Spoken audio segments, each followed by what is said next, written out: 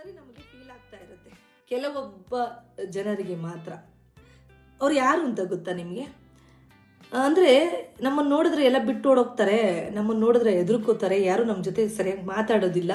Friendship ಮಾಡೋದು ಕೂಡ ಒಂದು 2-3 ಡೇಸ್ ಅಷ್ಟೇ ಇರುತ್ತೆ. ಸಂಬಂಧಿಕರು ಅಷ್ಟೇ, ಜಾಸ್ತಿ ಮಾತಾಡೋದೇ ಇಲ್ಲ. ನಮ್ಮನ್ನು ನೋಡಿದ್ರೆ ಒಂಟಿ ಮಾಡಿ ಓಡೋಗ್ಬಿಡ್ತಾರೆ. ಯಾಕೋ ಗೊತ್ತಿಲ್ಲ, ಯಾಕೆ ನಾನು ಏನು ಒಳ್ಳೆಯವರಲ್ಲ ಇರಬೇಕು ನಾನು, ಅಥವಾ ಎಲ್ಲೋ ನನ್ನ ನಡೆ ನುಡಿ ಜೀವನ ಶೈಲಿನ ಸ್ವಲ್ಪ ಬದಲಾಯಿಸ್ಕೋಬೇಕೇನೋ, ಸ್ಮೂತ್ ಇಲ್ಲ ಇರಬೇಕು, ರಫ್ ಏನೋ ಅಂತ ನಮಗೆ ನಾವೇ ಕ್ವಶನ್ ಮಾರ್ಕ್ ಬಂದ್ಬಿಡುತ್ತೆ. ಯಾಕೆಂದರೆ ನಮ್ಮ ಜೊತೆ ಜಾಸ್ತಿ ಜನ ಸೇರಲ್ಲ, ಮಿಂಗಲ್ ಆಗಲ್ಲ, ಒಂಟಿ ಮಾಡಿಬಿಡ್ತಾರೆ ನಮ್ಮನ್ನು. ಬಟ್ ಯಾಕೆ ಅಂತ ಗೊತ್ತಾ ನಿಮಗೆ? ಯಾವ ವ್ಯಕ್ತಿ ಪ್ರಾಮಾಣಿಕವಾಗಿರ್ತಾನೆ, ನೇರವಾಗಿ ಮಾತಾಡ್ತಾನೆ, ಯಾರಿಗೂ ಮುಲಾಜಿಕ್ಕೋದಿಲ್ಲ, ತಮ್ಮ ಮಾತಿಗೆ ವೆಯ್ಟ್ ಇರುತ್ತೆ, ತೂಕ ಇರುತ್ತೆ, ಅಳೆದು ತೂಗಿ ಕರೆಕ್ಟಾಗಿ ನಿರ್ಣಯ ಮಾಡ್ತಾನೆ, ಈ ಮತ್ತೊಬ್ಬರಿಗೆ ಅನ್ಯಾಯ ಆಗಬಾರ್ದು ಅಂತ ಕರೆಕ್ಟಾಗಿ ಮಾತಾಡ್ತಾನೆ, ಅಂತಹ ವ್ಯಕ್ತಿ ಕಂಡ್ರೆ ಜನ ಭಯಪಡ್ತಾರೆ.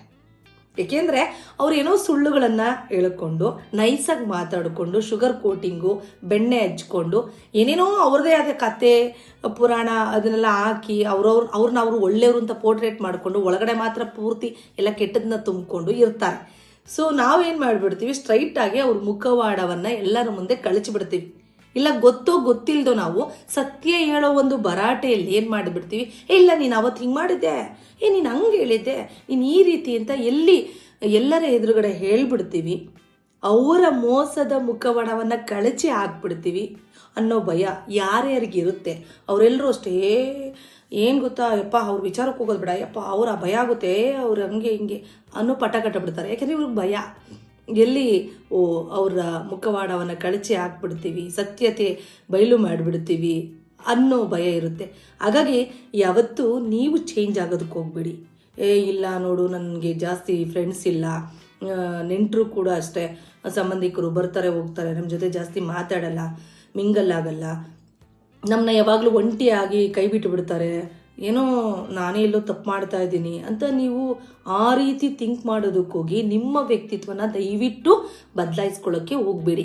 ಏಕೆಂದರೆ ಈ ನೇರವಾಗಿ ಮಾತಾಡೋರು, ಸತ್ಯ ಮಾತಾಡೋರು, ಪ್ರಾಮಾಣಿಕವಾಗಿರೋರು ಅಂಥವ್ರಿಗೆ ಯಾರು ಕೈ ಬಿಟ್ಟರೂ ಕೂಡ ಭಗವಂತ ಕೈ ಬಿಡೋದಿಲ್ಲ. ಏಕೆಂದರೆ ಅವರ ಪರ ಭಗವಂತ ಸದಾ ಕಾಲ ಇರ್ತಾನೆ, ಒಂದು ರಕ್ಷಾ ಕವಚವಾಗಿ. ಸೊ ದೇವರೇ ನಮ್ಮ ಜೊತೆ ಇದ್ದಾಗ ಇವ್ರು ಹೋದ್ರು ಅಂತ ನೀವ್ಯಾಕೆ ತಲೆ ಕೆಡಿಸ್ಕೋತೀರಾ ಅಲ್ವಾ?